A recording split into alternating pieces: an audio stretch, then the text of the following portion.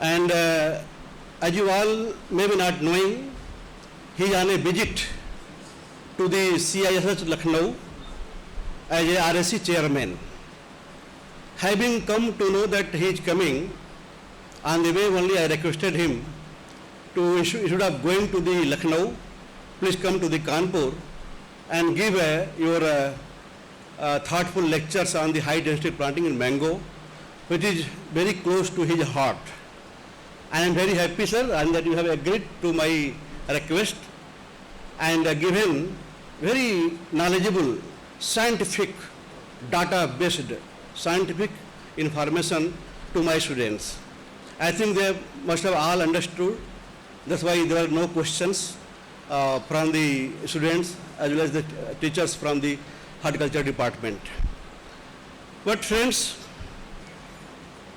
in the horticulture arena, if you see the trends of growth of the horticulture has contributed a lot. Say about 31% GDP of agriculture comes from the horticulture only.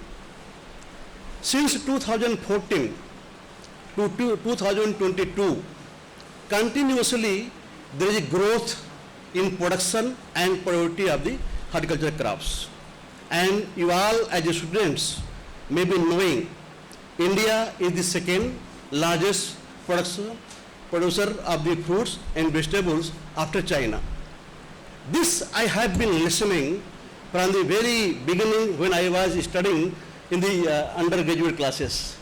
That's why it always comes to my mind why we have been telling for the last 50 to 60 years we are the second.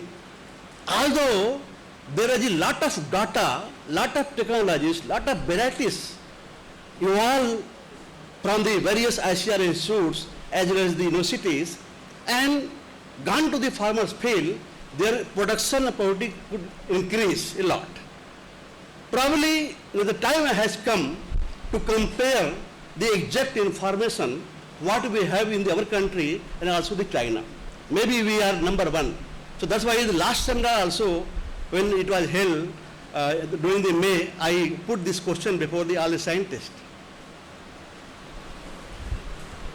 So as you listen from him, from his presentation, what has come to your mind? What we have noticed? Now friends, the area day by day is decreasing. We have the lesser area. And at the same time, population is increasing. So you have to feed the nation for the food security and for the nutrition security. Both things, mainly the nutrition security, it comes from the horticultural crops, for the fruits as well as the vegetables. Per unit area, you have seen in the presentation, in the case of mango, earlier it was 66 plants per acre. Now with these advanced technologies, it has gone to the 1,666 plants. You have also noticed in his presentation the 2.5 tons productivity of the mango per acre. Whereas in Israel, it was 30 tons. 6.5 to, not 2.5, 6.5 tons in India on an average and 30 tons per acre in Israel. See the difference between what is the kind of things they have, why they are getting higher yield. This should come to your mind. And this kind of problems will remain and more problems will come when the population get increased, when land size holding will be decreasing. So you have to increase the productivity of the crops. Maybe the food crops, maybe the vegetable crops or any crops. So this comes from the more number of accommodating more number of plants per unit area. And this is the way of the high density planting or ultra high density planting. Nearby your institute, university, the very premier institute, CISH Lucknow is there. They have done a lot of work on the guava high industry planting, because the varieties in the guava, it has come from the North India. So that was the advantage of having such kind of studies. Mango, Dr. Kumar is the pioneer, having evolved these technologies in this high density planting. So when the trees, he said, from trees to the shrub. Now when you go for the interview, the interviewers will ask you whether mango is a tree or shrub. You have to say, sir, it was tree, now it is shrub. So you have to understand the fundamentals of the high density planting. Then they will ask. 3-4 points very nicely is narrated and explained very well. With scientific information, scientific data is informed. These technologies in the horticulture, the fertigation, the canopy management, the crop density, and the training and pruning. What he has said, just by training and pruning, you can have the mango round the year. So far, or say about 10 years back, it is in the mind of everyone that mango comes in alternate flowering and fruiting. It is not so. What he said, during the rainy season, you allow them to grow. More flushes will come, growth will come. At the end of the rainy season, you have to go for the pruning. So here the pruning is expertise, and by using the kaltar. So both the things, the farmers are not in practice. So here the technologies, it is duty of the department, the teachers, to make it aware to the mango growers. So I think many MSc students and many of the PhD students, they take up the trial on these issues, because the entire Uttar Pradesh is well known for the mango. We are pioneer in the production, quality as well as the varieties. So this is why you have to think of, when you are coming, having known that such a personality is coming to deliver a lecture on the mango, it is your duty also to go through the data, the information, the literature, and then come prepared. Ask so many questions. Then this will give the confidence to you, and by way of interaction, your doubt is clear. You need not read the literature in the books. That's why day before yesterday also I told you, the group discussion is very important for you. After having the class hours, form a small group, 2 or 3, 4, depending on you, depending on your choice. Studies well, discuss well, instead of gossiping unnecessary things. So I will keep on inviting more eminent scientists from the different places of the country, depending upon the requirement of the teachers and the head of division. I instruct every head of division and especially the dean, this practice should continue, so that they can be aware by hearing the outside experts in the particular area. And it is a job of now the IQAC. You have to be vibrant and make the institution vibrant by inviting the expert fellows. Just you mentioned about the mango malformation. There is a variety which is resistant to the mango malformation. That is called Bhadawaran. Bhaduaran. Bhadawaran is resistant to this one. Very good information he has told about the root stock. 13-2 is very popular. And 3 more he has told, root stock. For the biotic and abiotic stresses, especially the biotic stresses, abiotic stresses, you have to, these are the way for the salinity, for the alkalinity region, where the saline salts, alkaline salts is there is a root stock. These root stocks should be imported from the country itself. You must be aware where it is available and start grafting. and then get some results. And lot of area in the Uttar Pradesh and the jurisdiction of our university, we have the salinity area.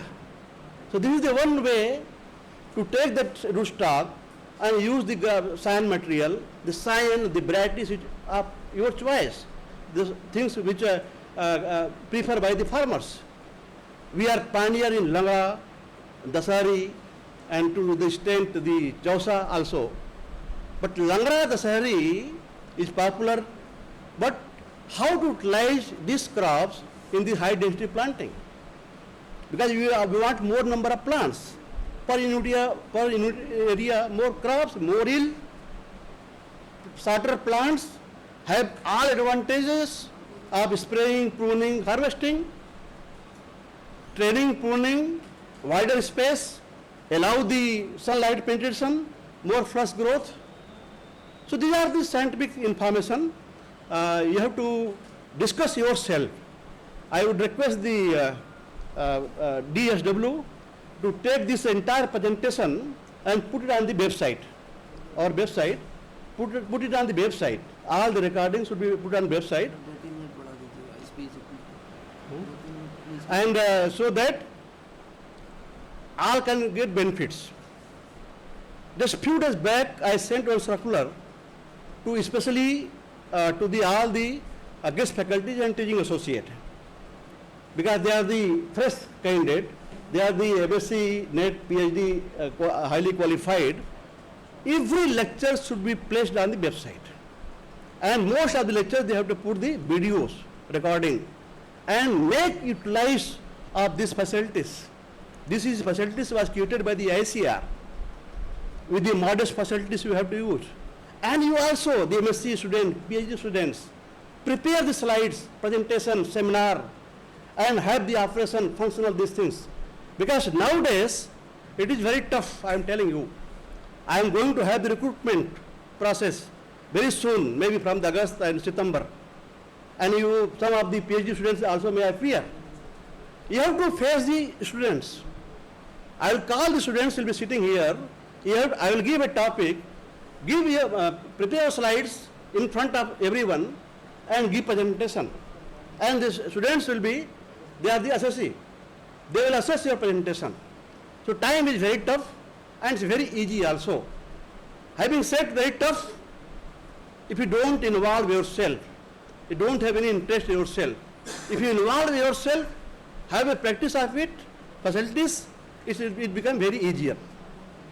Okay, so these are the things that are available, and as I mentioned while addressing you in the our auditorium hall, I will keep this trend coming from different places. I request all HODs to give the names and invite yourself. But nowadays, after this corona or during the corona, it has given the big advantage, the opportunity, having the online experts free of cost. They are available online. So this facility is there. Why anyone should come here and give the lectures? So they can give from their own side. Yesterday there was a meeting in the Raj Bhavan. There was a one-day brainstorming session. I was with the IQC. For the NIRF ranking, you should have the international resources, international teacher. Then we ask how it is possible. And it's very simple things he has told. Sir, you invite some teachers from the outside and take the online classes. That become for you to have the good marks in that particular column. So we will do it very soon, and because many of you have some experts, some friends, some alumni outside, and from the working in the other country, you invite them outside and get the benefit of this one and give the lecture. Also, all the retired teachers, Mr. Manish Kumar, all the retired teachers, you give a circular. All those who have interest in teaching now also, you can invite them. And as alumni, they can teach the students. Because I am told there are many very good teachers from this university, very good teachers. History, still they are lying idly at their home. So keep involve them for the guide, for the PhD guide, MSc guide, also some times here and there, some lectures, so they can spare some time and my students can be benefited. So I will talk some other time on any topic of horticulture. You decide yourself. You are free to decide whether you can talk the horticulture, the fruits, vegetables, plantation, spices, condiments, whatever you want, with related to the climate change, varietal climate change, anything if you want. You give a topics.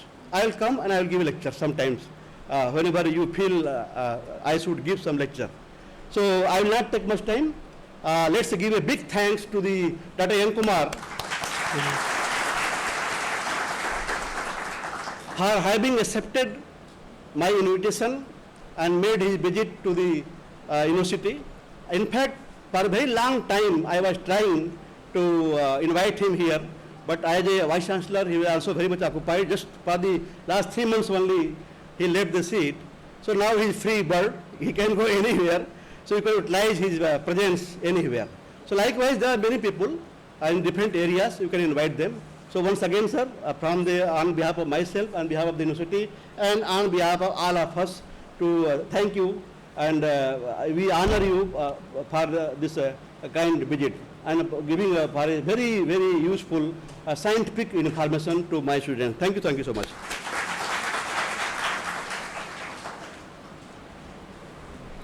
Thank you very much, sir, for enlightening us. We are very much thankful to our keynote speaker of today's. Now I would request our Honorable Vice Chancellor to kindly present memento to the Professor Dr. N. Kumar Sahab, former Vice Chancellor.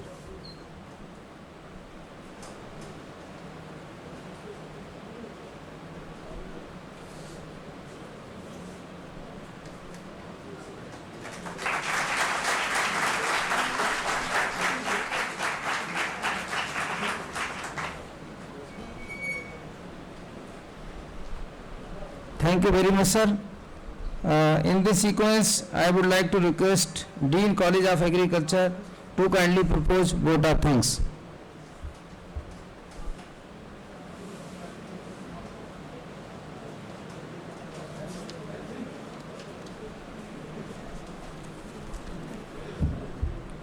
Sir, it is my great privilege to thank Dr. D.R. Singh, Vice Chancellor, CSA University of Agriculture and Technology, Kanpur, for invitation of Dr. N. Kumar for extramural lecture in my university. Sir, I am very much thankful to Dr. N. Kumar, ex-VC, Tamilnadu Agriculture University, Kanpur, for accepting the invitation to deliver the function on this Dean Faculty Hall to the student and faculty of my faculty. Sir, you have delivered a nice lecture to my student here. It is a historical university and you have come here to deliver a lecture in historical university. Sir, I thanks you. Sir, in this occasion, I inform you, sir, recently our university has got the NAAC ranking in B grading. Our students and staff are very much happy and we are going ahead with your blessing, sir. Thank you very much, sir.